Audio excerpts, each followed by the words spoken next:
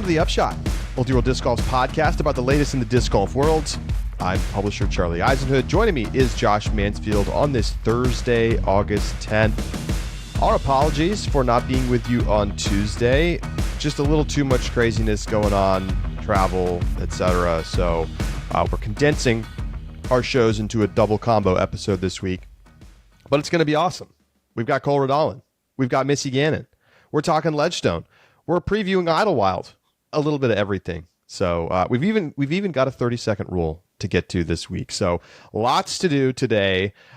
Josh, I know you played in a tournament this weekend. How did it go, sir? I don't know if I want to talk about that. Ooh, tough. First two rounds went all right. Third round was not nearly as good. Just had a rough final round. I really think big part of it was just tired.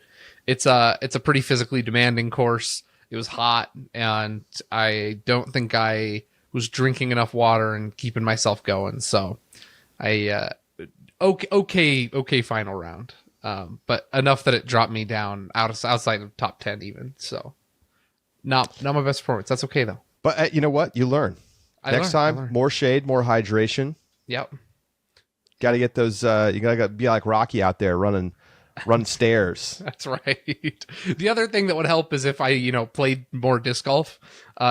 I don't play nearly as much as I should for tournaments. So yeah, I feel that. All right. Well, let's dive into Ledgestone 2023. Very interesting tournament. Hope you joined us for our Rapid React show on Sunday as an Multi-World Disc Golf subscriber. We had a really fun show talking about everything that went down. Cole Redalen is your MPO champion. He pulls away from Calvin Heimberg. Calvin shot a 13 under at Eureka with an ace and still didn't have the hot round. Nope. Cole Redalen tied the course record with a 14 under and added to his lead. Ends up winning by 5 strokes over Heimberg in what wasn't quite a wire-to-wire win, but was anything, everything but that. I mean, he was just so good this weekend, tying the course record at both courses and just total shred mode on the final day. Didn't look like he had an ounce of nerves. It was crazy. He could not stop birdieing. No bogeys on the final day. Meanwhile, Missy Gannon wins in FPO. A little bit more of a secure victory. She ends up winning by 4, but it was never really in doubt.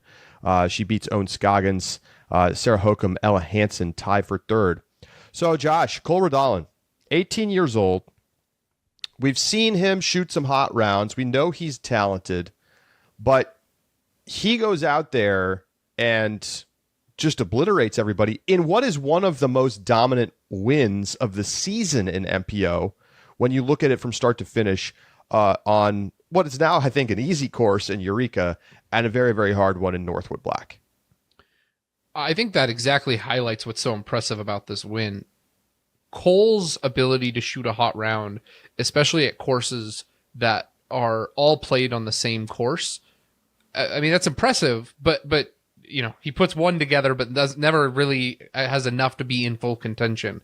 But for him to tie course records on 2 completely different courses that could not be more different from each other, and pair that with just a solid weekend overall, 95% Circle 1X putting, 35% Circle 2 putting, led in a handful of categories when it comes to birdies and Circle 1 in regulation, just pristine off the tee. There was no flaw in his game this weekend. And that leads to a 5-stroke victory, like you said, one of the largest of the seasons. And it was done in such a way that it was so funny because when you look at where his lead is at, even on hole 18, he makes a poor second shot, I think it was, and catches the foliage up top. And that was the first time that I was like, oh yeah, he has a lot of strokes to give, because he just never let off the gas. It's like, okay, all right, Cole, you're up by 5 already. Like, chill out, man. And then birdie 16, and then it's like, Cole, come on, man. Like, you can slow down a little bit. Birdie 17. I'm like, this guy's not gonna stop. He's not gonna stop. Incredible performance from Cole Redalen. Ends up being nearly an 1100 rated round in the final round, and it's what a very interesting season we're having where we have more new winners. Every week it feels like somebody new is going to win. And we're seeing the emergence of this young core in disc golf right now. We have multiple teenagers winning tournaments this season. And the storyline has been about all of the exciting new names and the parity as opposed to the dominance of top players. Even Calvin Heimberg, who is undisputed number one player in the world right now, hasn't won since Jonesboro. Okay? That's not to take anything away from the season he's had. He is consistently on the podium in a way that is really difficult to put together on lots of styles of courses. He's been fantastic, but he's not winning a great deal. He hasn't won since April. May, June, July, August, months, 4 months. He hasn't won. And that shows you how crazy this season has been. Corey Ellis won the European Open. Like, what is going on? But you know what? Cole Redalen is one of those guys who is the wonderkind type player that Gannon Buhr is, that Kyle Klein is, Isaac Robinson, and he hasn't gotten that big win yet, but now it's here. And then you have to ask yourself, are we seeing something that's going to be more common, right? Is he a more promising player even than, let's say, an Isaac Robinson or a Kyle Klein? Isaac has more wins. He's got 2, right? Idlewild, he's got a major Champions Cup. Kyle has more wins. Gannon has separated himself, I think, to this point.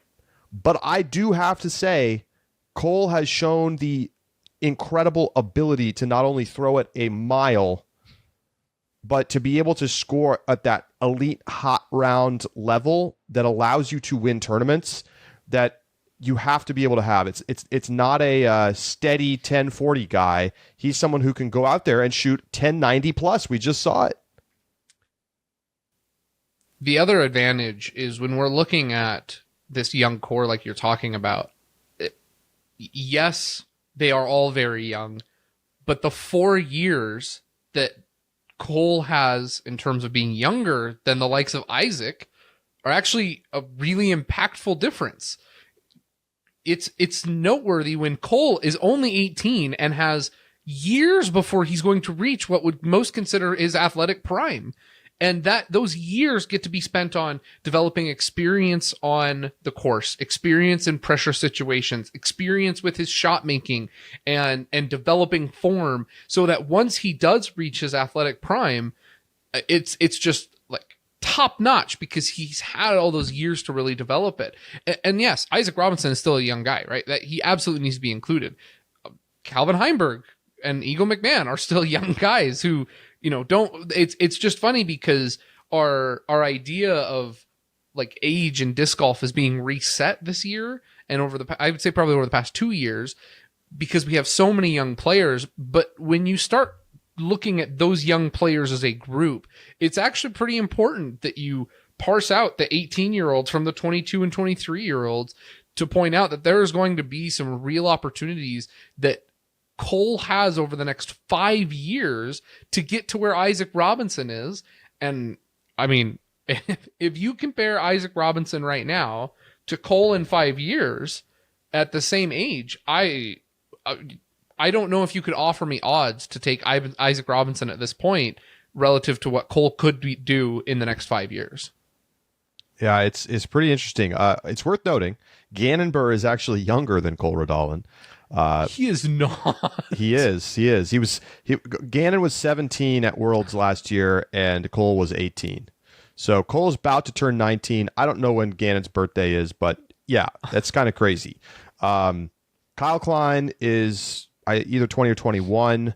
Nicholas Antila is 21 or 22. And so Anthony Barella is 23, I think. And so, but I want to come back to what you just said. It is so true. There is a huge difference between being 18 and 22. Like, when you are in your 30s, you don't necessarily like think of those things as being like hugely different. It's like, oh, you were in college, right? That's like college age. Right. But no, there's a massive difference between being 18 and 22. Like it is very encouraging, I think, about Cole's potential that he wins in the manner that he won by 5 strokes over Calvin, blowing people away. You know, one of the most dominant wins we've seen on tour this season when he is only 18. Mm-hmm. Right? This is, in some ways, it is Gannon Burr-esque. It has overtones of what we saw from Burr before he won, right? Had some like really nice finishes on the podium. Cole's done that. I think Gannon is like a little bit of a steadier player, it feels like. It's not quite as swingy, as volatile. Mm-hmm. And so it felt more natural when he finally won.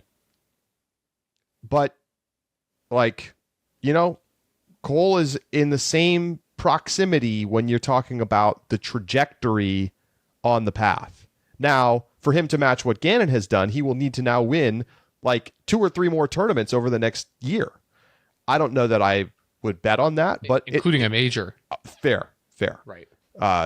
So I don't want to overly draw out the comparison. Gannon has clearly been the better player, and remains to me the most promising of the players under the age of, let's say, 23. But Cole has to be in that conversation because it was just so steady. You know, you expect him to get nervous during the final round, and everybody, I think, is just like, oh, he's going to come back to the pack. You know, 4-stroke lead. He's going to give a couple early. Nope. He shot the course record. So what I think is impressive is that he's starting to figure out the putting a little bit. That's been a problem for him. Could be a problem again. That's a mental thing. But I think we saw growth on the mentality side of the game from what he did this weekend. And there's never been a question about whether he can throw the disc effectively. He was hyzer flipping all over the damn place. And it was awesome. I mean, his shot shaping was magnificent. I mean, he led Circle 1 in regulation by like 5% and barely went out of bounds. You know, and going back to the Gannon Burr comparison, Cole Redalen in those swings, I feel like his volatility, his peaks of those volatility have demonstrated a slightly higher level than that of Gannon Burr's. When he shoots the course record or top rounds, Gannon is an excellent player and puts together entire tournaments and does so at a very high level. But I think that Cole's peaks have shown us that he has a ceiling that is equally as high as Gannon Burr's based on their ability to perform right now. Is he going to be able to continue to string those together as frequently? I don't think so either. That is, when it comes to the golf side of it, I agree with you. I think Gannon Burr is the most promising player.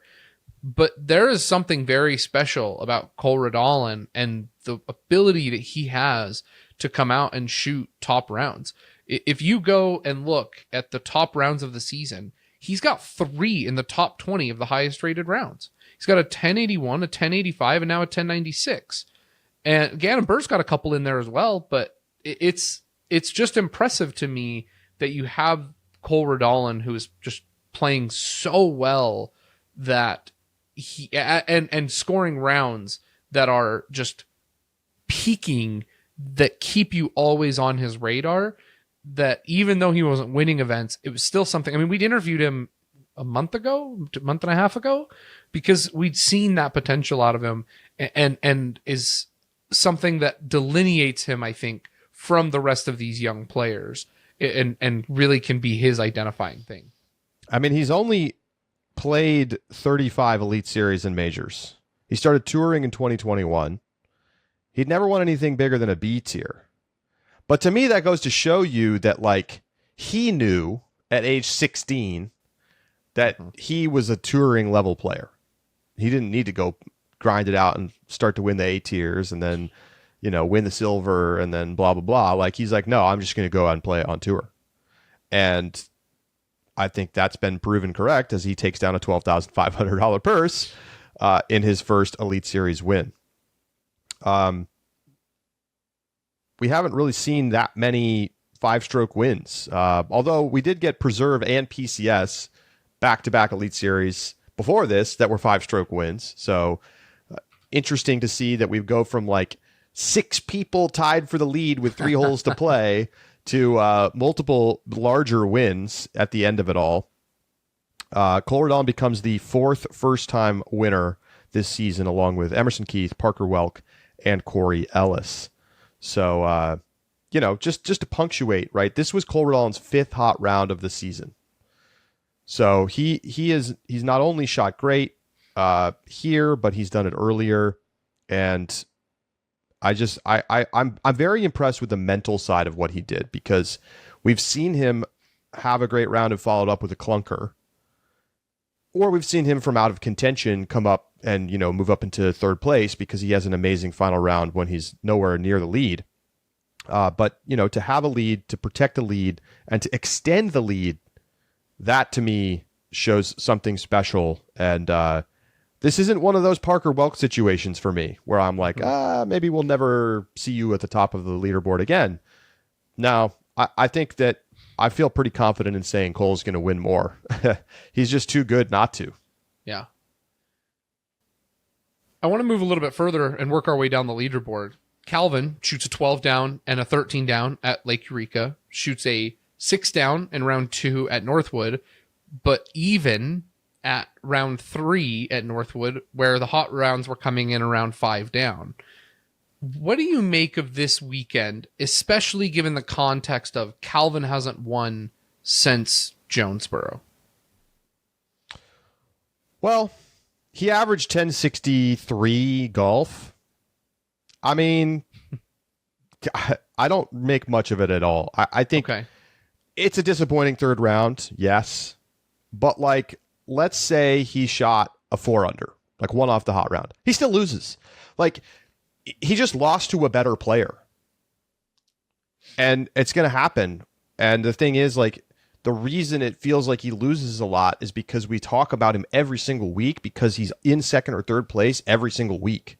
Yeah, absolutely. And so I don't really make much of it at all. I'm so impressed with Calvin's level of consistency this season. He's just constantly shooting well all the time. And look, we talked about how he didn't close it out at European Open. He didn't have a good final round, and that's been an issue for him. There's no question about that. I think I'm a lot more critical in a situation where somebody has a lead or can win and then they can't close it out, versus when they shoot an awesome final round, they've had a good weekend overall, and they just don't win because somebody outshoots them. What are you going to do if you're Calvin? You can't really do much better than a 13 under. He wasn't going to catch Cole. He needed Cole to make mistakes, and Cole did the opposite. So I think Calvin is, I don't even know. He can't even really extend his lead in the Pro Tour standings anymore. He's dropping 3rd place finishes at this point. So people are going to start to catch up to him. I think he still probably needs to win 1 or 2 more events for me to really feel convinced that he's been the number 1 player this season. But if it keeps being random grab bag of who wins each week, Calvin's going to win Player of the Year by default, because no one else has been even close to the level of both wins and top level play week in and week out. That's a great point. I mean, elsewhere in the leaderboard, we've got Ricky. Interesting note, by the way. There were no ties in the top 10. And I'm trying to remember exactly what the stat was, but that's only happened 3 times ever before. I don't really have anything to make of it. It's just thought it was an interesting stat. We talked about how podiums don't really make sense in disc golf, because sometimes podiums are shared by 7 people in 3rd place. I want playoffs for every position in the top 10. And if it's a CTP playoff for everyone but the winner, that's fine with me. But I want CTP playoffs for all ties inside the top 10. I much prefer looking at this for my top 10 than I do when there's bunches and trying to make sense of it all. Ezra Robinson in 4th, Andrew Marweed, Simon Lizotte, Casey White, top 10 finish. I believe his first of the season, if I'm not mistaken, at a tour event. Yeah, all of his other top 10 finishes have been at A tiers and B tiers and things like that. So Casey White, top 10, and then Chris Dickerson, James Proctor, Adam Hammis to close out the top 10. So, one thing I'll note, we're starting to see the East Coasters popping up the leaderboard. Hello, Andrew Marweed. Hello, Casey White. We've got the people who are good in the woods starting to show up, and I think you need to start to get used to that, right? We're going to see Marweed in the mix a bunch over the next few weeks. Maybe Casey White as well as we head up into New England. Yeah, that's a great point. And it makes for such an exciting time of year where you start to see that transition and different names change it up, different coverage changing it up. It's so much fun to watch. Over on the FPO side, Missy Gannon goes back-to-back at Ledgestone. And you know what? Listen. Big money, Missy. It's everywhere. Shout out to, who was it in the chat? Damn, I'm not going to remember right now. Somebody in the Ultra World Disc Golf Discord coined Big Money Missy, and it was brought to life by this podcast. So don't forget that, folks. So she gets it done again. We're going to talk to her in a little bit. But, Josh, there's something about Sunset and Northwood. Like, Missy's just awesome here. And I don't even feel like I need to put the caveats of no Kristen, no Paige. Like, I think she could win with those players in the field. I think she could too. It's combined with a course that is well tuned for the FPO game, and Missy, who is not known for distance but is known for consistency, placement, and shot making. That is obviously going to be to her benefit. And then we know that Missy's good in the woods and plays well in the woods, so it's a perfect storm for Missy. And I think now that with the iteration of Ledgestone that we are in, you have to consider Missy. We talk about horses for courses all the time. Missy needs to be considered a favorite going into Ledgestone probably every year now because of how well she plays this event. Yeah, and closes out the tournament with 2,000 plus rated rounds, averages 995 on the weekend. Amazing. Just awesome level of play. I think it's definitely fair to say, well, if Kristen was here, maybe it wouldn't happen. Yeah, that's true. Maybe. But 995 is pretty darn good. And, to shoot 1014, a brilliant 56 in the third round at Sunset. Yeah, I'm impressed. And to me, it's kind of interesting when Kristen and Paige aren't playing because it feels like, okay, well, like there's like way more people could win. Mm-hmm. I mean, obviously, particularly Kristen creating that sense that like there's only one possible winner. So we get that again this weekend at Idlewild, where it's like, okay, Missy, Owen, Katrina, Cat Merch, you tell me. I mean, mm-hmm. it's going to be interesting every week when Kristen's not playing. When I was making our picks and getting ready for Idlewild prep, I just thought about how difficult it is to try and pick an FPO winner. And it's funny, without Kristen, I really think the FPO's division would be this season would be the story of parity for both divisions if you didn't have Kristen Tatar. I really feel like FPO would be doing the same thing. You'd have so many players that could be grabbing wins, and Kristen just sucks up so much oxygen in so many of those wins that you just have completely opposite stories as a result. It'd be a fun thought experiment to like, if Kristen didn't play, who would won all of the tournaments? Like, Haiti Lina would have won the European Open. So obviously that's kind of a ridiculous thing, but you make a good point. Like it has been, there have been different players in the podiums the whole season, and mm-hmm. Some more than others, of course. But to me, it just speaks to how incredibly impressive Kristen has been. That she often wins by 5 to 10 strokes, and it's just not even in question when the rest of the entire division is like bunched together in the second to 10th place spots are like pretty tight. Mm-hmm. So Kristen will be back, but she's going to go try to win the European Championships before she comes back over for the Worlds, which is now we're like 2 weeks away, Josh. It's almost here. I can't wait. I cannot wait. It's going to be so much fun. It's going to be awesome. Further thoughts on Missy's performance this weekend? What'd you think of just her overall shot making?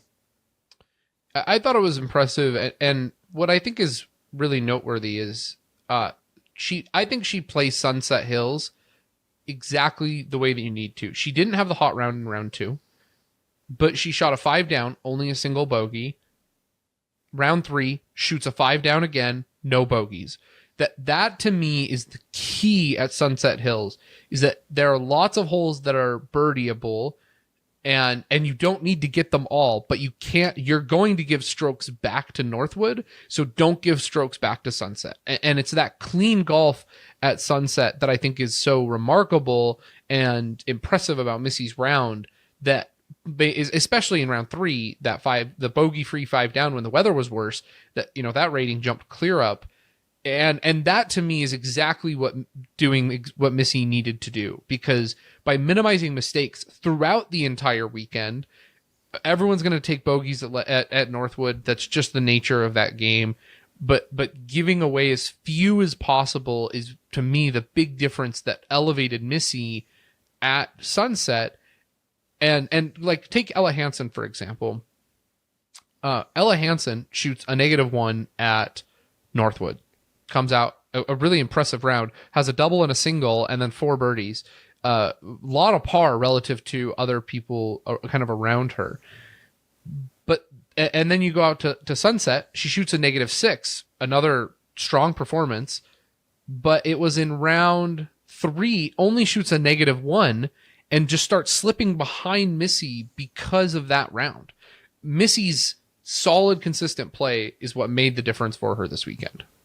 And I still think she's not putting that great. I don't think so. Like, by her standards. I think she was 3rd in Circle 1 X percentage at 83% on the weekend.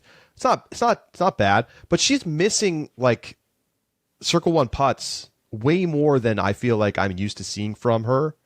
If she can pick that up, I mean, who's to say that she can't be competitive at Smugs? Like, I think Missy, and we'll ask her about this, because I'm curious for her thoughts on her putting, because it definitely feels to me like we haven't seen her at her best on the green, even though she's throwing off the tee maybe better than we've ever seen her. Pretty interesting stuff. Owen Scoggins comes up short, but still hunting for that first Elite Series win. Maybe she can get it in Idlewild. We got some interviews coming up. Cole Redalen joins us next. Missy Gannon will join us after that. And then we'll be back to talk a little Idlewild to close out the show. Don't go anywhere. Cole Redalen joins us next right here on The Upshot.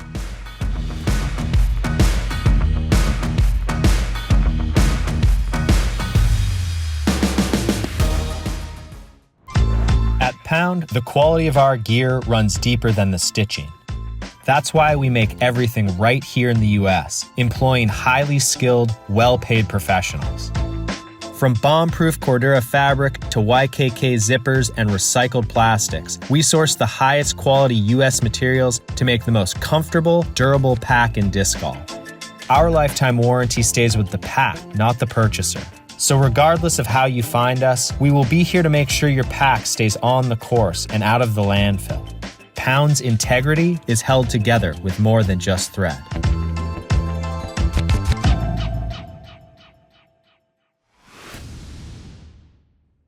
Joining us now on The Upshot is your 2023 Ledgestone Open MPO champion, Cole Redalen. Cole, welcome back to the program. Thank you. Thanks so much for having me. I'm excited to be here. Before we get too far into this, for our YouTube listeners, if you're a podcast listener, you need to go check out the YouTube, because I just have to ask, first and foremost, what has given Mario the prestige of sitting next to the Ledgestone Cup in your background? Hey, Mario was in the corner first, so Mario gets to stay in the corner. And yeah, I don't know. Well, I also have to constantly move the trophy so that it doesn't fall over while I'm driving and break on the floor. So it kind of moves around everywhere. But yeah, no, Mario was there first, and that's where he's gonna stay. All right. Yeah. All right. My pro tip is to get a small Pelican case and like, dig the foam out, and then you can keep it in the Pelican case and you never have to worry about it until you want to permanently locate it on a shelf or something. Yeah. So Cole, what a weekend. We were talking about it in the Rapid React show that you didn't just win, like you pulled away even with Calvin Heimberg shooting an incredible final round, and you end up tying the course record at both courses, and you beat last year's winning score by 10 strokes. This was truly one of the best wins we've seen on tour, whether you want to look at it by rating, by strokes, by margin of victory, you name it. What came together for you this weekend to pull off that feat?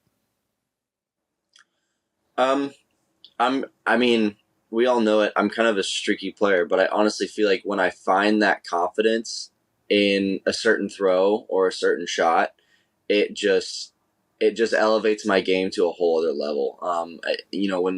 When I miss a few putts in the beginning of the round, like my putt's going to be shaky for the rest of the round because I'm trying to figure out what I'm doing wrong.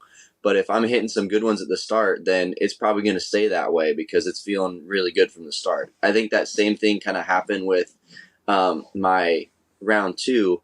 Was I started off the second round like 1 over through 4, and ended up going 10 for the next 14 holes, and it was just because like I think I was just a little bit maybe fatigued in a way. It didn't feel like anything felt very connected. I was releasing a lot of my shots early out of the hand, which to me doesn't necessarily mean there's something wrong with my throw right now. It just means like I'm not fully there. I'm not fully engaged. So I had some extra water, and I'm like, all right, let's go. Let's get to work. And then like my game just took off from there. So then sometimes it's just about having that pep talk to yourself of like, let's stop messing around. Let's actually start playing. And sometimes it's also just friggin' belonging feeling like you belong where you are. Because I feel like if you don't feel like you belong where you are, well, then you're already losing the tournament in every aspect, in every way. So it just comes down to momentum and confidence. And when something didn't go my way, then just continuing to get the bogey and get off that hole, especially at Northwood. We've seen you up in contention in previous tournaments, but you either are shooting hot rounds when you're out of contention, or having a little bit poorer final round that kind of keeps you from being in contention down the stretch. Is there a difference in the feeling of this tournament versus those tournaments in that sense of belonging? Did you feel like you didn't belong before, and what changed this weekend? I think having the lead for the end of round 2 and after round 3 to actually extend it, I think was a whole new mind shift. Like it felt like sometimes you have to realize that the other guys you're playing with are the same as you. They're trying to execute every shot the same as you are. They're not some, insane person that never messes up and that they're going to birdie every hole. So that means you need to birdie every hole. They're playing mind games on the course too, as just as much as you are.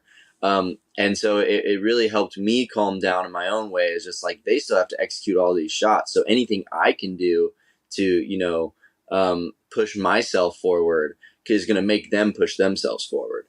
And so, yeah, it was really important to just realize that, you're the same as anybody else out there. Where I think in the past on lead cards and things like that, I've always just been like, all right, I need to go out there and birdie every hole because somebody else is going to go out there and birdie every hole. Then you look at the end of the tournament, that's not even close to the case. So I definitely feel like I probably put too much pressure on myself in the past to get off to the start like super hot and then like maintain that. Whereas this week I was focused on mainly just going out and playing some golf. I was trying to go back through your PDGA pay. Obviously, you've had a bunch of podium finishes this season. It's been your best season as a pro player. There's no question. Obviously, you're only 18 years old. You don't have a long history yet. But OTB, you're right there going into the final round. You take a couple of early big numbers, kind of bombs you out of the tournament. That was a little different because you didn't have a multi-stroke lead going into the final round, but you were right there with a chance to win. Mm-hmm. Thinking about your mindset going into that final round versus here, what would you say was different, and what did you learn from OTB and being in the spot where you very much had a realistic chance to win the tournament, and then faltered a little bit early on?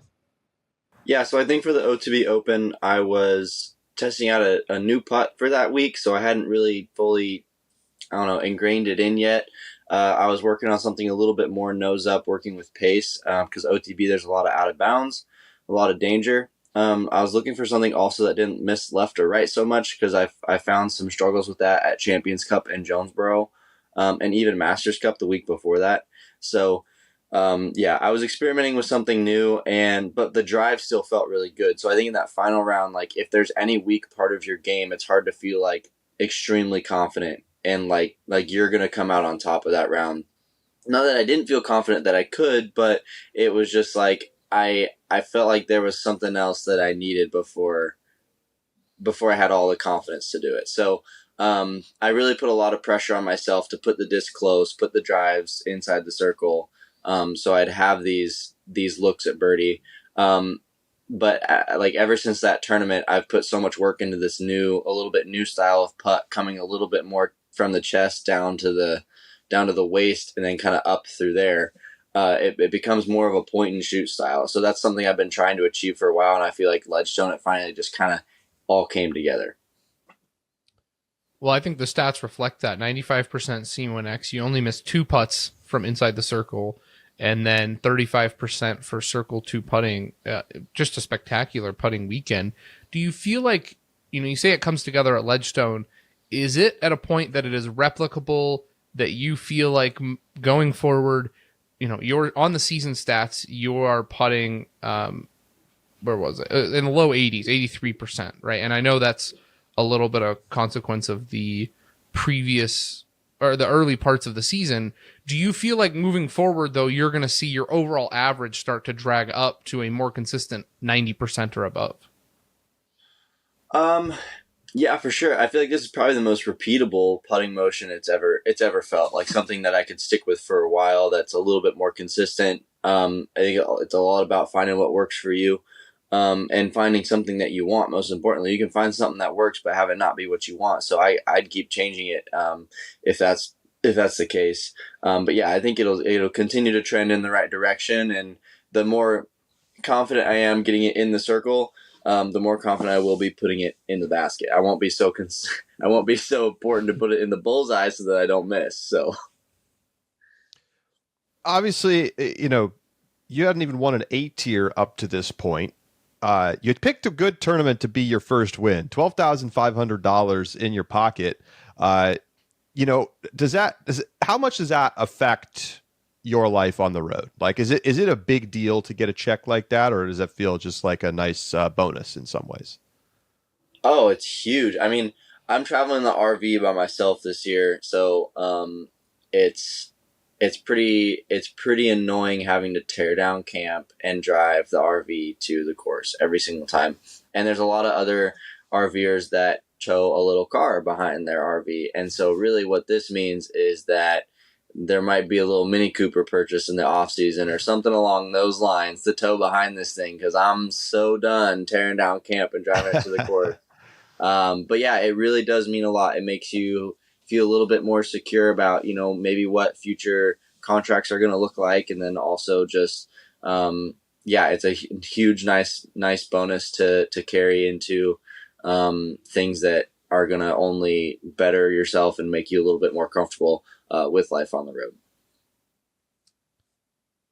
Going back to some of the on-course play, beginning on hole 13, you have a birdie stretch of 5 birdies before you get into hole 18. At what point in this round were you checking scores? And at what point did you start to feel...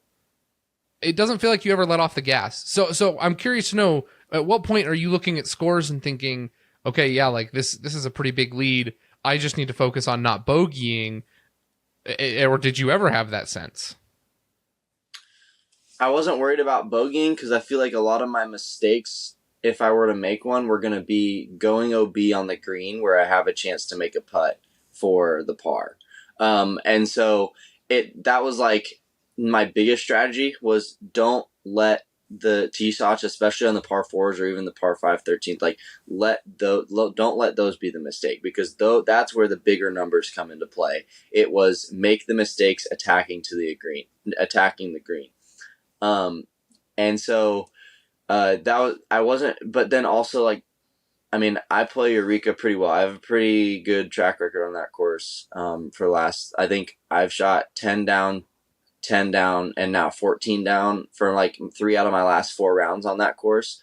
The one before that, I shot even, but I had 8 birdies and a 13 in the middle of my round. So it was like I love Eureka. I play really well on that course. And I don't want to talk about that. And sorry, I tried not to laugh. You said the 13, and it took my brain a second to even comprehend that. Yeah, so I mean, anyway, I wasn't thinking too much about big mistakes. I was just thinking about giving myself opportunities for pars being my worst score, but still continuing to attack for birdie. I didn't look at my phone or UDisc until middle of the fairway on 18 because I wanted to know how many I was going to win by. On after hole 12, I was just, looking around. You have that long walk from 12 to 13. I look behind me, and then there's a scoreboard. And, like, subconsciously, like, I'm just looking at the scoreboard because it's there. Like, you're a player. You want to know the scores, even though you're, like, forcing yourself not to. So I'm looking at it, and I'm like, holy crap, I'm 31 under right now. And then I saw Marweed's name below mine at 22 under. I'm like, you have a 9-stroke lead? Like, no, that does not sound right. And then I looked like a couple more names down, and Calvin was only 3 back. And so that was the only score that I knew was really Calvin, in that position. And so, as I continued that walk, I regretted my decision of looking at that scoreboard. And I was, there was a little bit more anxiety or nerves going into, the final stretch of the course. So, but yeah, but then I was able to pull through, and after hole 13, I saw Calvin miss a long putt on hole 15, and I was like, well, if you birdie 14 and 15 as well, that means your lead at least goes back to 4. So, let's get the next 2 holes. And then from that point on, that was kind of my goal. And then I'm like, if you have 4 holes going into 16, 17, and 18, then you can relax. Yeah, I mean, when you shoot around like that and you already have a lead, you know that you basically cannot lose. But I'm curious, you must have heard the roar when Calvin aced. Did that did you sense like, ooh, like somebody just did something incredible, like there's some pressure there? Obviously you didn't know the scores at this point, but you knew that the chase car guys weren't that far back and that there was, world number 1 right now chasing you. Did that put a little pressure on you at all? Well, since I didn't know the scores, I didn't really care because it was, I mean, yeah, there's a part of me that's like, he got an ace. Maybe that could be a part of a shredder round, but there's also the side of maybe he only could have been, there's been tough conditions. What if he's only, 2 or 3 under, and then he cards the ace on hole 10, and then I still have, I've still only improved my lead. So at that point, I was just trying to stay on that side of the spectrum of just like, look, the unknown is the unknown. Just keep doing what you're doing, because at this rate, you're not losing this tournament, even if he is shredding. And so, yeah, I heard the roars. It was amazing. The crowd, it was like, oh, Calvin on hole 10. And I'm like, well, that must mean Calvin's trying to make some moves. And I just didn't really think too much of it. I was like, keep doing what I'm doing. Stay in your zone. You've been playing well, so there's no reason to stop now. I do want to come back to something because, I think part of the narrative around your game has been that, you can pop off one of these 14 under type rounds at any time. And we've seen that this season, right? You've had some of the best rounds of the year, but you haven't been able to necessarily follow that up. And so I think a lot of people were anticipating that you weren't going to be able to get it done in the final round, that you were going to bogey a couple holes early, drop back to the pack, and then, I don't know, Calvin was going to win or whoever. But obviously that did not happen. So I am curious, from your perspective, did anything change in the way that you approached the round from a mental perspective? Because, we could talk about working on the putt, but a lot of the winning a tournament is up here, even if you have 6-stroke lead, like it's still very possible to get tight and to not be able to execute in that spot. So did anything change? We saw you. One thing I noticed a lot is that you were taking very big, deep breaths before almost every tee shot. Was that something that was part of the plan? Yeah, I mean, I think if people know me, I'm a believer. I'm a Christian as far as that goes, and when I'm taking those deep breaths, it's almost like a small moment of prayer for me as well. And just the way I approach the next shot, and like just being like, whatever happens here, I'm content with where I am. I'm super thankful to be where I am, and at the end of the day, I can't lose because I'll be proud of myself in the way that I brought myself into this round, and I've already played during this tournament. And so I feel like I approach that final round from a point of, or from a standpoint of, you've already won the weekend because you've proven something to yourself that you just dominated the field in the first 3 rounds of this tournament. And regardless of whether you come out on top in the 4th, you can be proud of yourself and say a job well done. And at the end of the day, like, and for myself, like my worth as a human being and to other people, it does not rest in a trophy that I win from a tournament. It's a bonus. It's something that, as a player you strive and you live for. And it's those moments that you want, but at the end of the day, that wasn't exactly like, it's not the most important thing in my life. And I think that really helped ease a lot of the pressure off the situation. But then again, like that doesn't say that I don't want to win just as bad as anybody else out there. So, but yeah, I mean, I'd talked to Eagle McMahon, that morning. I'd given him a phone call, and he said, take deep breaths before every shot. He said, take deep breaths before every shot. And I'm like, how often do you check scores? He said, I won't check scores until hole 16. And he's like, you'll know during that round. You'll know what the scores are. You don't need to check the scores. You'll know how you're playing, how the other competitors on your card are playing. You'll know. So there's no need to check the scores. And so, yeah, at that point I was just committed to taking deep breaths, committed to my little bit of prayer. And I just kept moving forward. After that round, I told Brian Earhart that every shot kind of felt the same. It was the same deep breath, the same preparation. The only thing that changed was the angle of the disc, and the speed of the disc. So, yeah, that's how I approached it. Do you talk to Eagle regularly? Did you call him out of the blue? I texted him to see if he would even be interested in talking to me, and giving me some advice. But I've played multiple practice rounds in the past, and this off season in Colorado, my mom and his girlfriend Ratana have actually connected a good bit. And so, yeah, during the off season, we went and played in Bailey.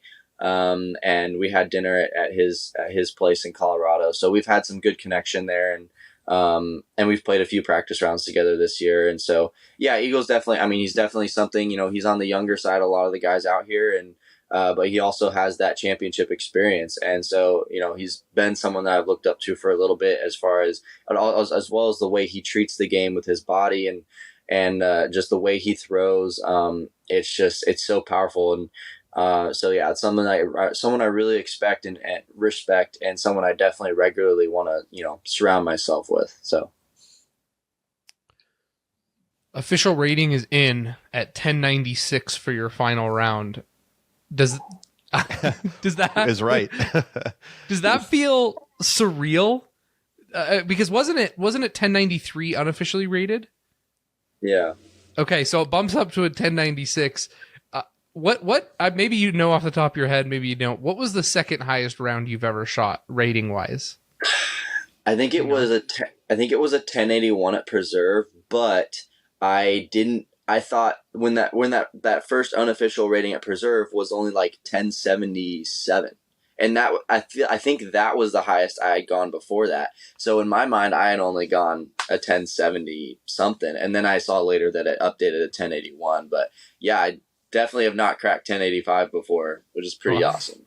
1096. That is officially the best final round rating by a winner in MPO this season. Surpasses Macbeth at the PCS Open. He shot a 1094. What? That's super cool. You said something that I want to touch back on real fast. You said that on the 18th green, you pulled out U-Disc just to see how much you'd won by. have you ever had a tournament? You've got 27 career wins on your PDGA page. Have you ever had a tournament where you were just that sure of like, I know I needed to shred. I came out and I shredded. I don't care what anybody else did. I won this tournament. The question is by how much. Have you ever had that experience before at a B tier, C tier? No, because honestly, it's probably been closer at that B tier, C tier. So Crazy. That's incredible. We talk a lot about the young players who are coming up on tour. Isaac Robinson, Kyle Klein, Gannon Burr. You could go down the list. You've been a name that has been talked about as a talented player, but you haven't been in the same conversation with that group.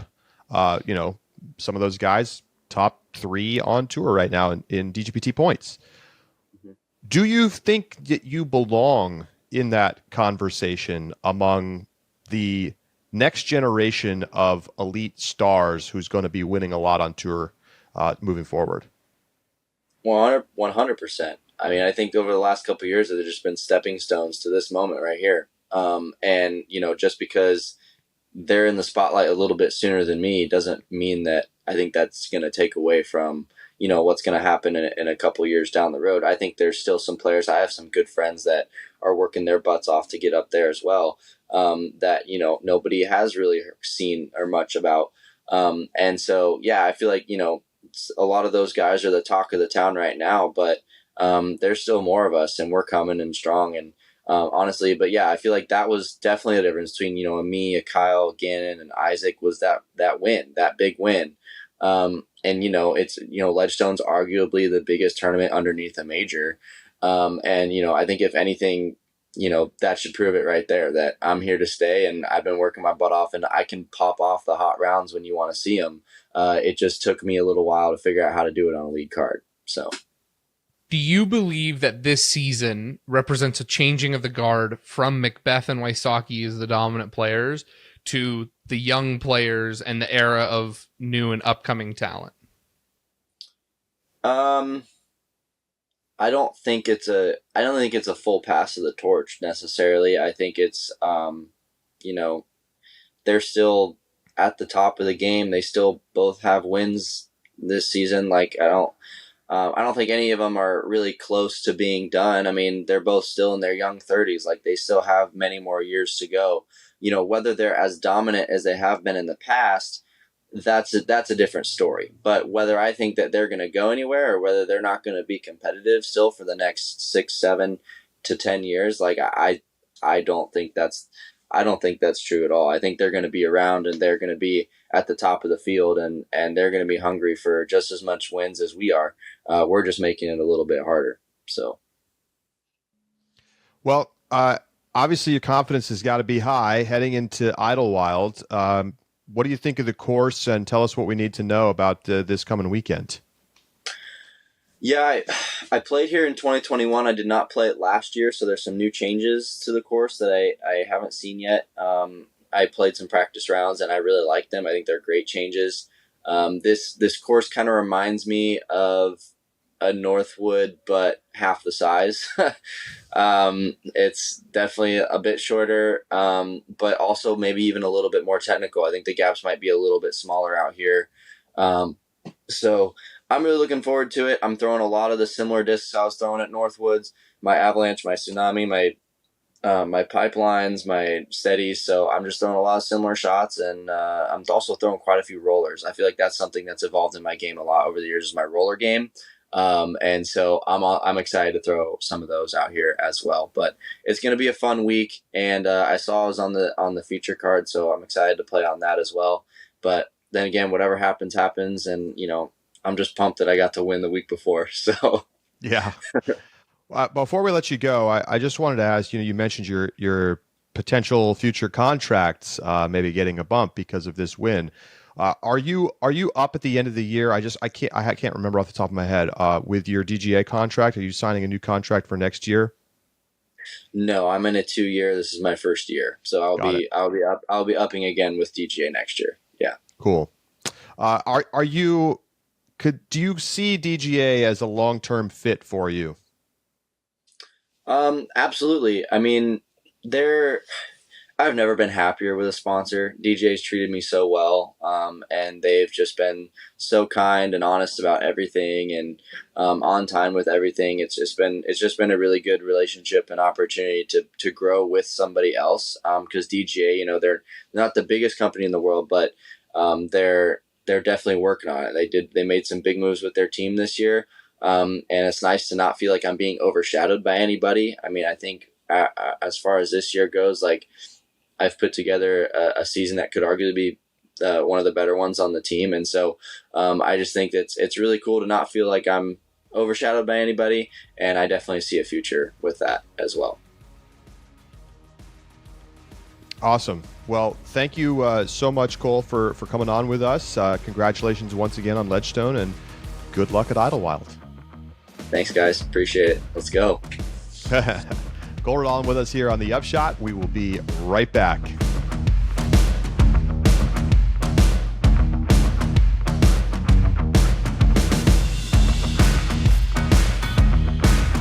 Welcome back to the Upshot. Great to hear from Cole. Missy Gannon joins us next. Stay with us. Joining us now on the Upshot is your Ledgestone Open 2023 FPO champ, back-to-back winner at Ledgestone, Missy Gannon. Missy, welcome back to the show. Thank you. Thanks for having me back. Thanks for joining us. Another big payday, the Big Money Missy moniker. You're living up to it all the time. What do you take away from this weekend as you win again at Ledgestone? It gives me, a lot of confidence going into this final stretch of the season. It's going to be grueling with, Idlewild this weekend, then another 4-round event at the playoff event for Deglo, and then obviously Worlds. So, I think it gives me, it gives me that boost of confidence knowing that I have the, mental and physical stamina to, make it through 4 rounds. And, I think it's a great setup for the finish of the season. This weekend moves you up into second place in the Disc Golf Pro Tour standings, and you have finished not outside the top 5 since DDO. When you look at the season holistically, are you pleased with how it's going so far? Especially given the win this weekend. Yeah, I think that it's honestly my most successful year of my career, just based on my average finishes. And, now that I have a win, it sort of feels like a little bit of a weight off my back, because I feel like before that I was so close so many times, and having not been able to pull it off before this weekend was hitting me pretty hard emotionally, I feel like, because I just felt like I was right there and I just couldn't figure out how to close it out. So, this has been definitely my best year. I know it's hard to say that 2021 wasn't, a blowout amazing year, because it was towards the end, right? And that's always going to be like one of my most amazing sort of memories of my career, being able to pull that off, and going back to back from Throw Pink to the Pro Tour Championships. But as far as overall, I feel like I've had a great season. It's not over yet, even though I can't believe it's almost over. I just hope to be able to, finish it out strong. I'm just curious, you're second in the standings. You've had all these top 3, even top 2 finishes. Now you get the win. Is it frustrating to play in the shadow of Kristen Tatar? Yeah, sure. Like, especially because sometimes, when she's on, when everything is firing on all cylinders, she's going to be hard to beat no matter what. But I think what makes it more frustrating is that it's not always that she's just dominating us in the sense that she's just on all the time. It's that we're not showing up. We're almost, just making it a little bit easier for her to sort of walk it in. And I'm not taking anything away from Kristen. She's obviously, I mean, I can't. She's showing it, right? But I think that there are just times where it feels like just we're sort of like giving it away in a sense. And not every time, but there are certainly times where it just felt like, she wasn't even playing her best, and she was still walking away with the win. So, like when we see her performances at European Open and Champions Cup, where she's just on. She is on. There's no stopping her. And but it's not always like that. And so I think that's what's most frustrating. When you actually compare styles of play, we've talked about the fact that we think your style of game looks a lot like Kristen's, right? It's an emphasis on upshots. It's shot placement and a variety of shot making abilities. When you look at your own game, what do you see as the areas of your greatest strengths? And what do you think you need to do in order to reach that same level that even if Kristen is on, you can come up and match? Because your weekend, 995 rated golf, you had a really, really excellent weekend. So what is it going to take for you to be able to continue to replicate this performance? Yeah, I was kind of more recently, probably just a couple of days ago, honestly, trying to think about that exact question. And I think what it is like you said, Kristen and I have very similar games in the sense that we're strong on the putting green. We have good finesse, and honestly, when we both have really good drives, we're not throwing much different in terms of distance. I think a lot of people think I'm still one of the shorter throwers, and I'm not anymore. I think it's hard to tell sometimes, but even I'm surprising myself recently, and. So yeah, I mean, I think the biggest difference is that she has the power sidearm over me. And while I do have a serviceable sidearm for mostly just scrambles, I think that's the biggest difference, having that consistency on both sides. And other than that, I think she probably throws discs that are just a little bit more stable than I can throw. And so again, that might just be in her favor when it comes to conditions. If it's windier, she's not quite as hindered by those conditions as I might be. Yeah, very interesting. How do you feel like you're setting up for Idlewild right now? Idlewild's a great course in the sense that it's not all about distance, but although it does have a great mix of open and wooded holes. I feel great. I do think it's almost like a combination of the courses we just played in Peoria. Like we've got really tight tunnel wooded holes. We've got those more open holes that are affected by the wind, which we typically get some sort of weather here in Kentucky. So yeah, I mean, I think my game sets up well. I've played pretty well over the last couple of years here. I think I've taken I think I took second last year, maybe tied with Own, and then the year before it was maybe a podium or something near the top. So I do play well here, and I always love coming here. This was my first event that I ever went to when I first joined the tour. That was a mistake. I've said this before, but when you're brand new on tour and you haven't quite figured things out yet, Idlewild is a tough place to try to test your skills.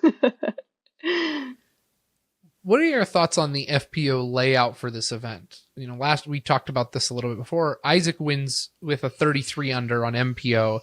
Katrina wins with a 2 over. It doesn't feel like it's super well tuned for the FPO game. Yeah, it's weird. I think so many of the holes are scoreable. There are a couple that I think are not going to see very many birdies. But I think it's just the punishing woods.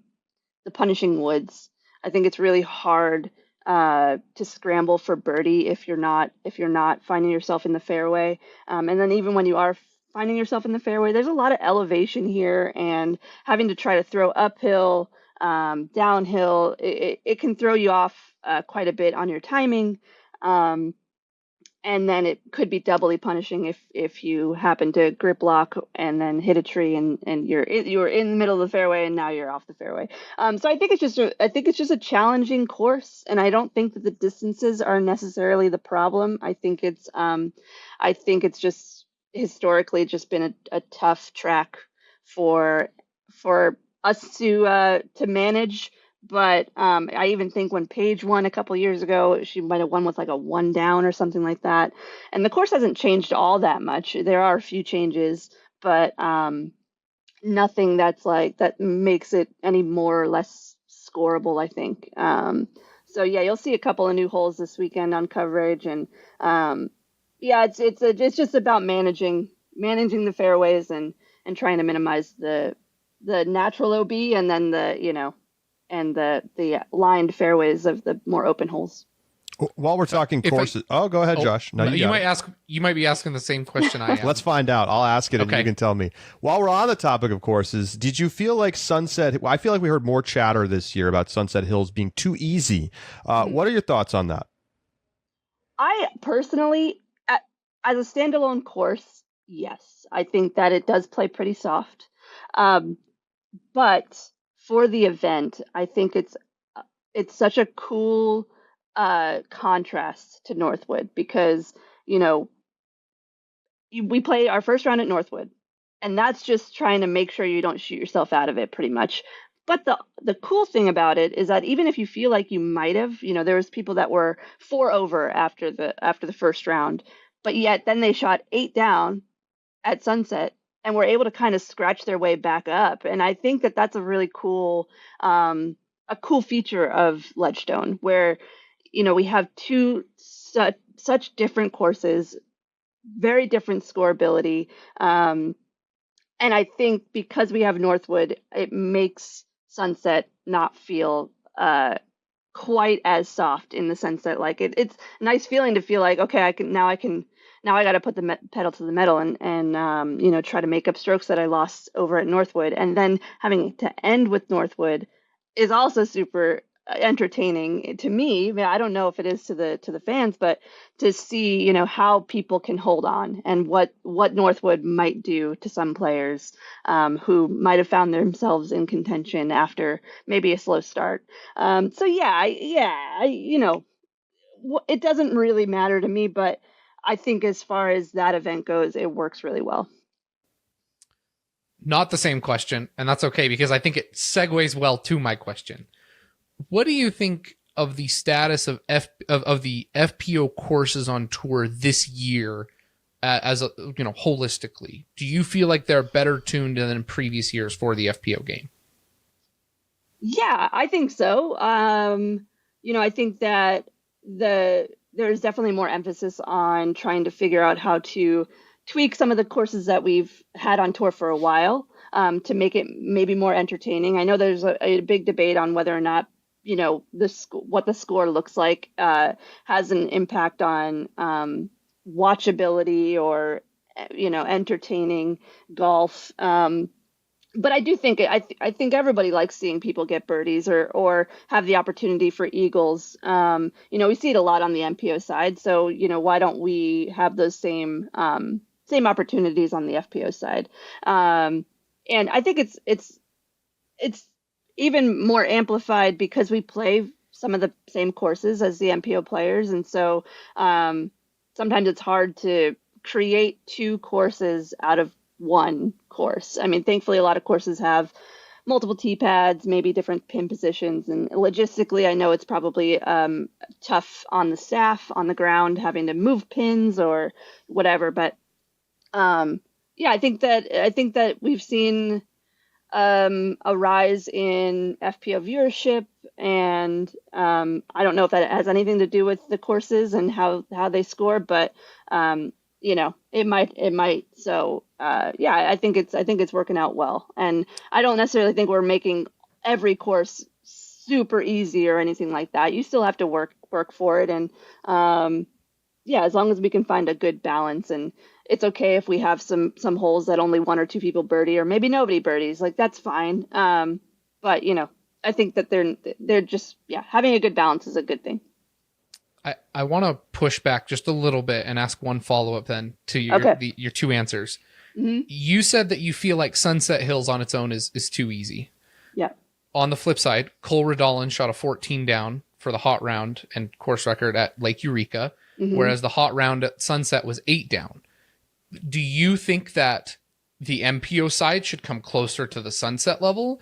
Or, because I guess in my mind, if it was truly meant to be parity in terms of scoring opportunities, we should be getting Sunset hot rounds down to double digits. Mm-hmm. Do you think that would that be too easy to push it further, or is there something about it that's different that makes it too easy, not just the scores itself?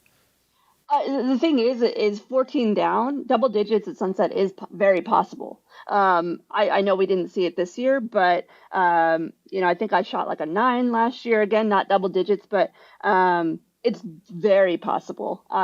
So I think that I think that it's fine. I think that it's okay. I think that it does match up pretty well. I don't necessarily think we have to be matched up identically to the men, and also these young kids are crazy. They're throwing some amazing shots, and they're just, it's hard to really compare like the Gannon Burrs and the Cole Redalens to anybody in particular on the FPO side. So I think it's fine. I think it works well. Well, Josh has to take off because he's got a city council meeting that starts in like 3 minutes or something. So Josh, Great. Thank you. I have a couple more Thanks questions, so hang out with me, Missy. Okay. Thanks, Missy. Bye, Josh. Thanks, Josh. So I'm curious. Your putting stats on the season are better than they've been the last couple of years, marginally. Okay. So like 78% in 2021, 2022. You're at 80% C1X putting this year. But it feels to me anecdotally, when I've been watching you play the last couple of events, that you're missing some putts that I'm expecting you to make inside the circle. I'm curious for your own assessment on that. Like, do you feel like the putting is as locked in as it can be, or is there a little bit more to try to get to before the end of the season? Yeah, I think there's a little bit more that I could do, and I think that those misses are mostly a lack of focus. When I'm putting, I am completely relying on, for the most part, relying on muscle memory and just the flow of the feel of the putt. Like, I think that, I'm making those, it's weird to not, when I'm 100% inside the circle, it's, you can kind of see the difference, in my overall performance at that particular event. But when I'm missing I know there's a couple coming down the stretch, even at Ledgestone, that flopped out either left or right. And I'm not saying that it was not, it was me.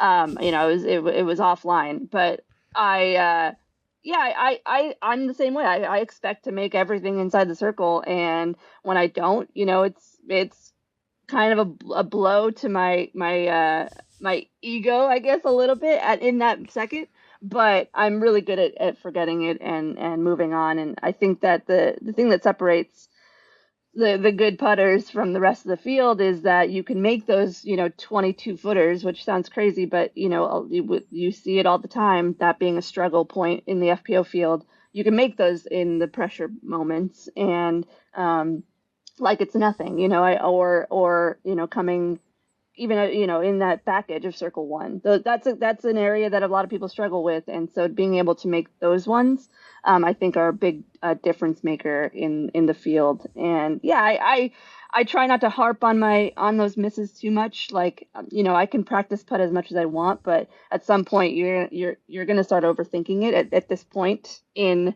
my professional career. It's not all about getting the reps on the practice screen. It's about just being confident in your process and stroke in the moment and trying not to overthink it. So I think over practicing your putting can also be not a great thing. Could be a detriment to you. Yeah. At this level. Sure. It's so mental. with Worlds coming up and this kind of grueling stretch of tournaments leading up to it, does it change anything about how you prepare or kind of like think ahead to Worlds at all? I mean, players say all the time, "Oh, it's just 1 week at a time, just trying to go out, shoot the round, da da da da." But I have to imagine you're starting to think about like tuning up the game in preparation for Smugs. Does anything change over the next few weeks in preparation for that? No, not really. What's so crazy now is that winning any event, obviously Worlds carries a lot, and winning Worlds is a life changer. But it's it's it's easy to overblow Worlds and what it is and what it means, and I think that it's not something that I want to, feel like, okay, what do I have to do now to make sure that I am ready for Worlds? It is one weekend at a time. And I think that it's just keeping this confidence and this kind of rhythm that I'm finding recently, or throughout this entire season, really, and just trying to hold on to it. I mean, having Worlds at the end of the year, I really like that idea, that concept. Having it in the middle of the year was always kind of strange to me, but having it at the end of the year kind of really tests the people that are still feeling good and not burnt out, and challenges all of us to really dig deep and find that last bit of energy that you might be potentially lacking at this point in the season. So I'm excited to see Worlds back in this time of year, back at the GMC courses. I think that they have a lot of similarities to Ledgestone. I'm trying not to compare them in my mind, but I think that it's true. It's having won this past weekend is giving me some extra confidence going into Worlds and what those courses challenge. And I have said this before. I don't think that I've played my best yet at those GMC courses, and I took fourth last year, so I played pretty well. But I still don't think that I've put it all together there. So I'm hoping that this will be the year that I can make it happen. Well, I know you don't want to over magnify the majors. You just got your best ever major finish, third place at European Open. What would it mean to you? You've won a lot of big tournaments, right? You could argue the Pro Tour Championship is a major. You could definitely argue that Throw Pink is a major. But you don't have the actual M with a 1 next to your name on it. How much would it mean to you to get one, whether it's Worlds or it's US Women's, before the end of this season?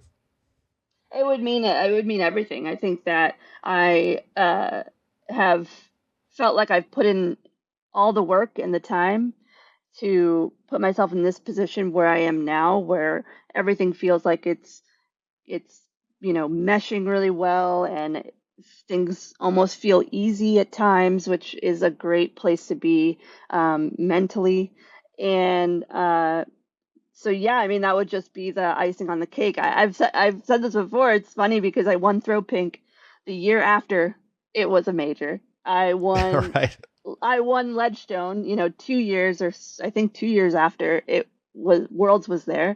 So I just feel like I've just been behind, or just a little bit too late, and hopefully the timing will be just perfect this year.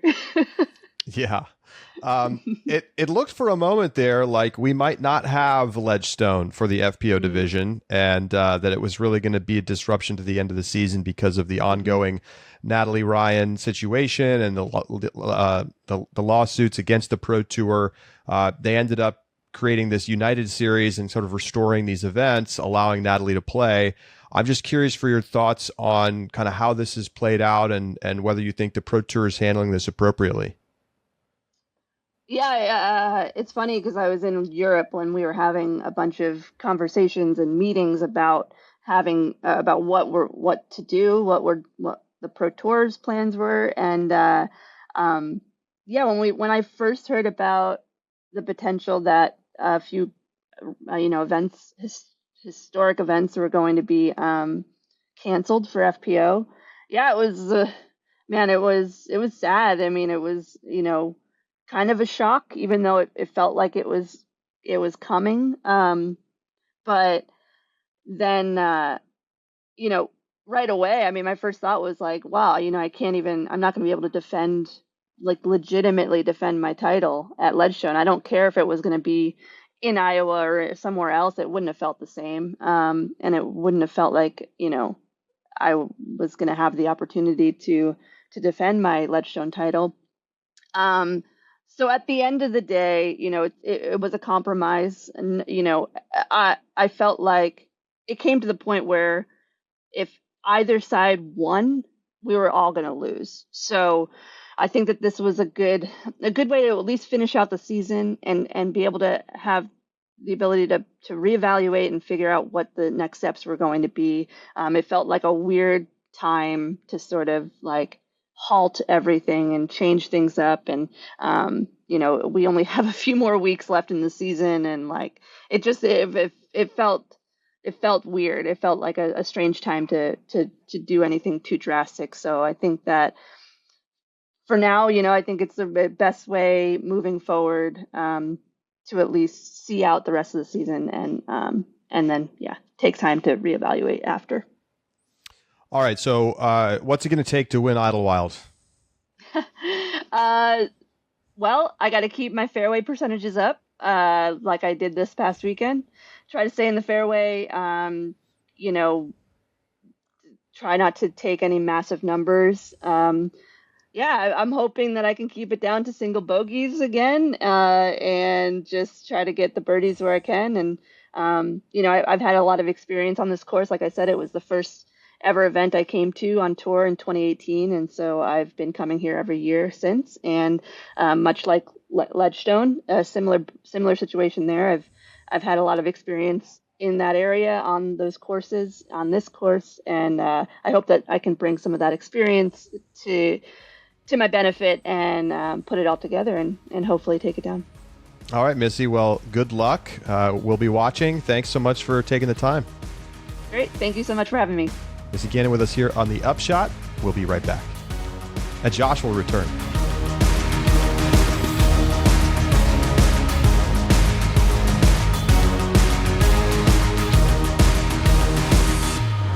Welcome back to the Upshot. Thanks again to Missy for joining us. Always great to talk with her. It's time for 30-second rule, where we have 30 seconds to talk about each topic, and if we go over, it doesn't matter. Josh, take it away. All right. We have some awesome stats coming out from the European Open. This is over on Reddit from Frisbee Golf Media that gave us some numbers. More than 1.6 million euros were generated to the area, over 500,000 viewers online, around 15,000 spectators on site, and 112 articles written about the event. And this includes every single one of Finland's top 5 digital media channels writing about the event. They estimate that the combined reach of these media outlets is between 1 and 3 million people every week. And it was also on national television with 1 million viewers as well. Just some spectacular stuff when it comes to viewer engagement over in Finland for an event that we know is incredibly popular. Now, I will say, I think a lot of these numbers are massaged a little bit because it's we're going to add up all of the, views on YouTube and we're going to call that online viewership. Yeah, like how many of those are unique viewers? You don't really know that. 500,000 people is probably an overestimate of how many actual people watch the European Open. But it's still a tournament that does extremely well in terms of viewership. It's not out of the question at all, I think, that 1.6 million euros were generated by the tournament. I mean, in some ways, I think that could feel like a little bit of an understatement because you're talking about people coming to hotels, eating at restaurants. It's every day I ate lunch and it was 15 euros. And like, so did thousands of other people at the tournament. Right. And like, that's just at the event itself, not even including everything else going on around, people buying merch and whatever. So big tournaments like this have a huge economic impact to the area. And that's why I think, there's questions about what's going to happen with Nokia, right? Because they're making changes at the park. Maybe it's going to take the course out of commission. And then what's going to happen at the disc golf park in Tampere? Like that also, maybe they're making changes. But to me, it's like, okay, hang on a second. When all of these people are converging on this event and you've got all this media coverage and you've got all these people coming and watching, they're going to find a way to keep having this tournament in Finland. Like that, it's going to happen. It's too valuable a property to local government and everybody else that they're not going to let it die. So I feel confident that we're not going to see things just like sort of evaporate and have to go somewhere else. Well, and even if those numbers are massaged, they're still the numbers they're going to present to Ford next year when they want another blue T-pad. Yeah. And I mean, as long as you're consistent year to year on what you're presenting, I think it's fine. Yep. Enunciation will be a priority. Okay. Number 10, the Disc Golf Pro Tour, Calvin Heimberg, 10th hole, 425 feet out. We wouldn't show you a good approach shot, although it would be worthy. It's in the hole or in the chains or whatever they call it in disc golf. A hole in one. He finished second. Sports Center top 10. Calvin's ace on hole 10 at Ledgestone makes number 10 on Sports Center. It's funny because at the beginning, the broadcaster says a sport where enunciation is important, and then hits the C of disc golf very intentionally. You get some disrespect when you're on Sports Center, unfortunately, when you're a disc sport. The trees sometimes suck your disc in, and the Velcro trees. The Velcro trees. They haven't talked about the Velcro trees on Sports Center yet, but I think it's cool. I mean, it totally valid, deserving, and August is the best time to get on Sports Center if you're an alt sport. Okay. Mm-hmm. Disc golf and ultimate frisbee in the top 10 over the weekend. Ultimate number 2, right? Ultimate number 2, no. Illegitimate number 2. I got to be honest. Okay. Cool play. Questionable whether it was even a catch though. Like the defense might have caught it first, and like it just wasn't a number 2 level play. Like flip flop, right? Calvin should have been number 2. Ultimate frisbee should have been number 10. I say that with all love to Ultimate. Nice play by Claire Trope. But there's no football. All you got is baseball. The producers are sick of baseball highlights on SportsCenter every night, so you're going to get some other stuff in there. And I'm surprised they didn't go with the double feature of the aces because they could have. I know they could have. They could have. That would have bumped it up to the number 2 spot. Calvin's ace was cooler, so it's all good. It was. No. Barbasol has announced an extension of their partnership with the Disc Golf Pro Tour for 2023 for the Disc Golf Pro Tour Championships. They in the press announcement, they say, Jeff Spring says that this is a continuation of a partner that is simply a great fit. We're grateful for the support of one of America's great brands, and it's been fun to watch the way the sport and its millions of disc golfers have embraced the Barbasol brand and product. It's funny because when this announcement was made last year, I thought that the first thing that people started talking about on Reddit was the use of Barbasol for disc dyeing. And I really hope that they lean into that with some of the ads this year, because I think that there's just some marketing opportunities there that I really want to see. It really does make a lot of sense, right? The disc dyeing side of things, for sure. But then also, like, this is a heavily male-dominated demographic between 18 and 35. It's a premium market for a men's, skincare company. And so I think Barbasol has a sense of being a bit of an older, stodgier, your grandfather's shaving cream. Attaching branding to a more hip, up-and-coming alternative sport like disc golf makes a lot of sense to me. So I'm not surprised to see them coming back. We'll see what the activations are this year. Lastly, John Boy on their YouTube has Anthony Barella's Tin Cup on his YouTube channel. Feels like the opposite of the Sports Center top 10, making the bloopers reel. But you know what? It's exposure for the sport, right? Like that's it's sacrificing in the name of greater exposure and promotion of disc golf. So go check that video out. It's on the video title is Swimmer with No Arms and a Disastrous Disc Golf Hole on Things You Missed. Swimmer with no arms. Yeah, I watched the clip. I don't think it's necessarily like John Boy's greatest breakdown or anything. He was like decently nice to Anthony Barella. He really was, actually. You can tell John Boy like pays a little attention to disc golf. Like he actually knows what's going on. Mm-hmm.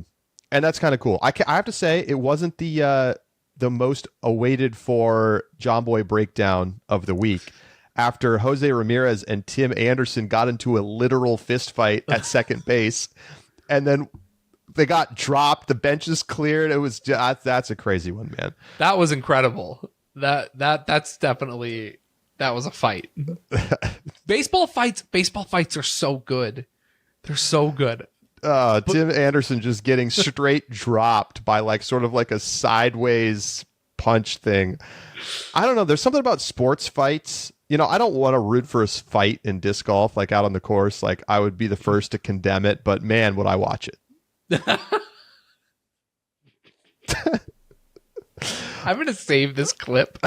And next, when we get that fight, I'm just going to play this on loop.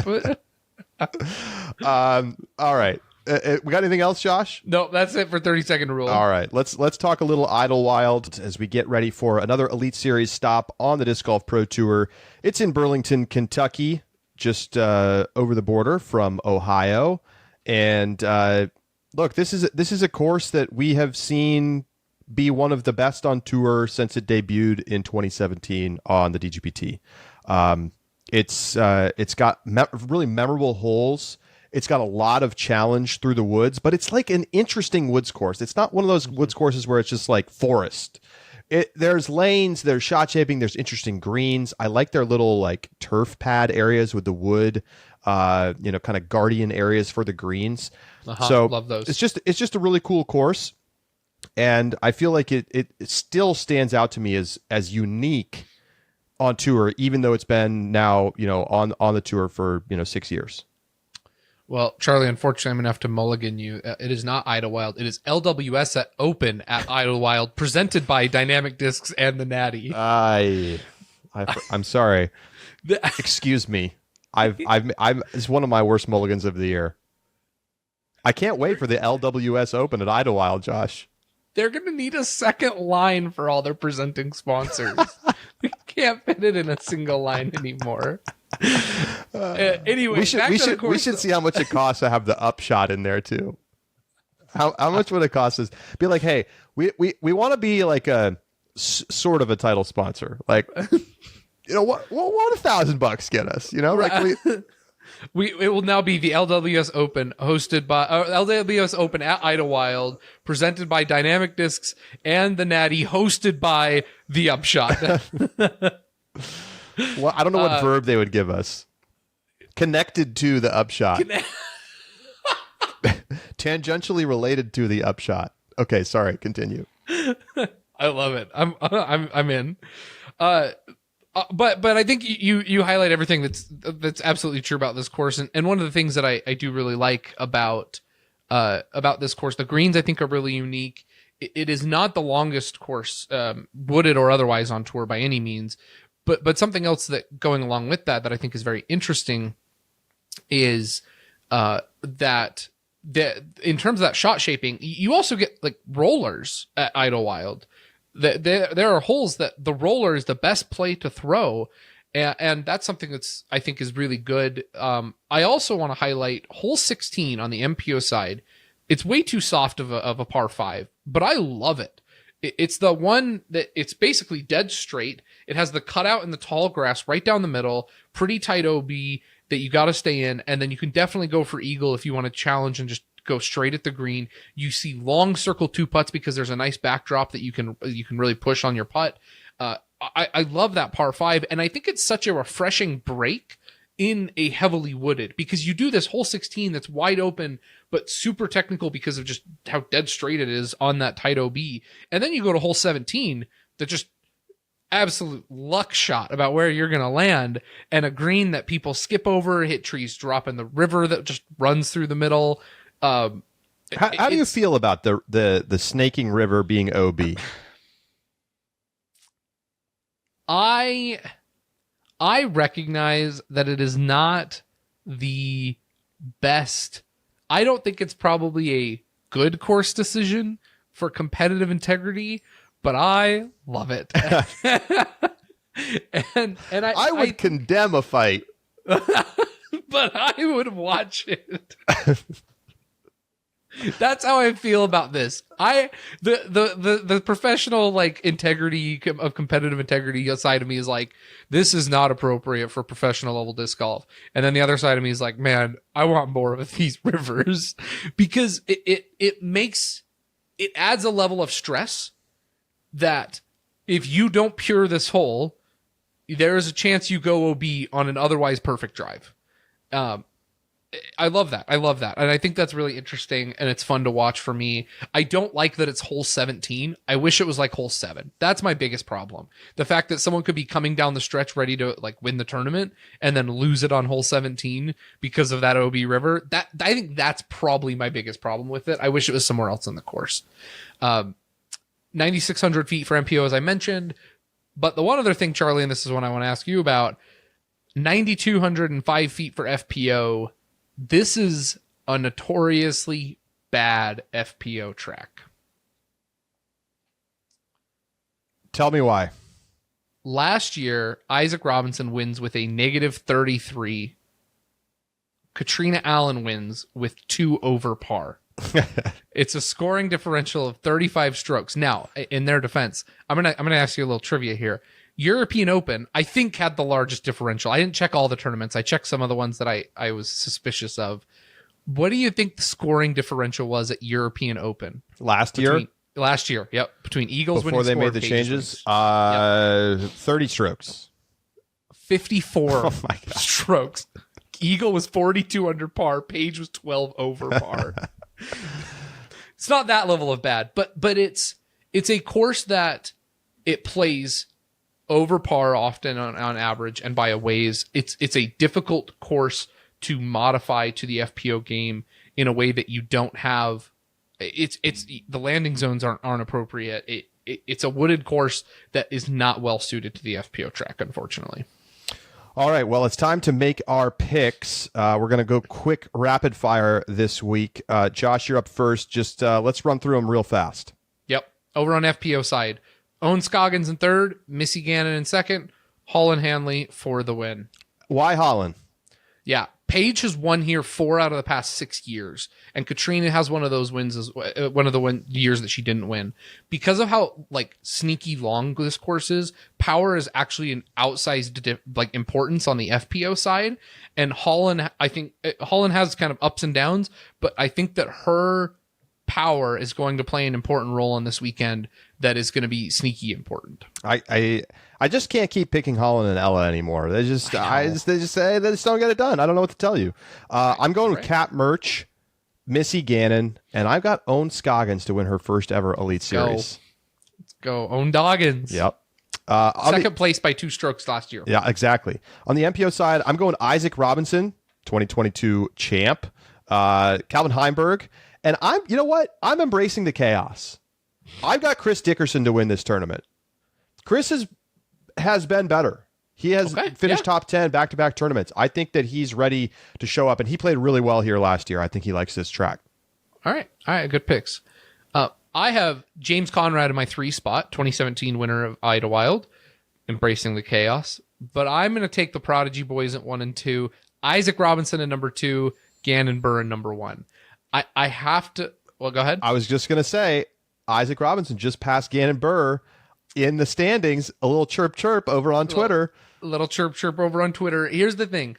I have to mention, Paul Macbeth said that even if he played the best game he possibly could last year, he wouldn't have caught Isaac Robinson. He said it's the only tournament that if he had played his best game, he wouldn't have won. Put it on your bingo card, folks. Josh said it. I have to say it. It's my favorite compliment. I think it's great. Gannon Burr finishes 24th at Ledgestone. You know what happens the last time Gannon Burr finished well outside of where you expect him to? Well, that was DDO when he missed cash, and then he won DMC the weekend after. Crazy. Put it in the books. Gannon Burr winning this weekend. All right. Well, there's our picks. Do we have an over-under? I do have an over-under. Let's go. In the spirit of big scoring differentials between MPO and FPO, In last year, it was 35 strokes. 2 years ago, it was 24 strokes. So my number, over under 26 and a half strokes, separating the winning scores of FPO and MPO. I'm going to go under.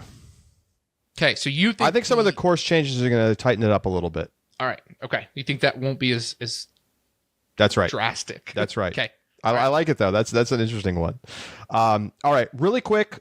A couple other things left hanging. Purse watch for Ledgestone. I forgot about it because we talked about it with Nate Heinold last week before the tournament. $139,998 the final, so just shy of $140,000. That's up 12% over last year. 97,600 to MPO, 42,398 to FPO, 12,500. One of the biggest paydays of the year in MPO. A more modest $7,000 for the FPO winner. So they lowered the payout there from a year ago and stretched out how much money people got down the board. So there you go. Ledgestone was $2 behind Champions Cup for being the highest paying event of the season. Come on, is that Nate. right? I guess that's right. Kick in $3, man. Come on, get it to 140,001. I would have done that. All right, Biggest so far. Yeah. How about that? Crazy. And then hole 18 review from Ledgestone. Not my favorite. I give it a 6 in MPO. That's over at Eureka. It's just not that aesthetically interesting a hole to me. It's got the big thing in the middle. You know, they're playing alongside the lake. Scoring separation's okay, which is why it still gets an above average number from me, but I don't love it. On the FPO side, I got to give it a 4. Northwood it's just too hard of a hole for the FPO field, and that nobody birdied it in the final round. Nobody came close. Yeah. I also agree with the 6 on the MPO side, all the same reasons. One other thing to highlight, 60% of the FPO field takes par on hole 18, which means it's not even a number like a par issue, right? If you change it to par 5, you have 60% birdieing. It's not an appropriate hole. And that kind of scoring separation is just terrible for hole 18. So, yeah. All right. So Josh gives it a 3. So 3.5 average for FPO, one of the lowest scores of the season, and a 6 for MPO, which is middle of the pack. It's all right. That is going to do it for this edition of The Upshot. Thanks so much for being with us. We'll be back with you Sunday night, Idlewild Rapid React Show for our Ultra-World Disc Golf subscribers. Go to discgolf.ultraworld.com/subscribe to sign up. And we will talk to you then, and back with you next week on Tuesday as we get ready for the postseason's almost here. It sort of is here. Playoffs coming up, World's coming up. Looking very excited. Talk to you then.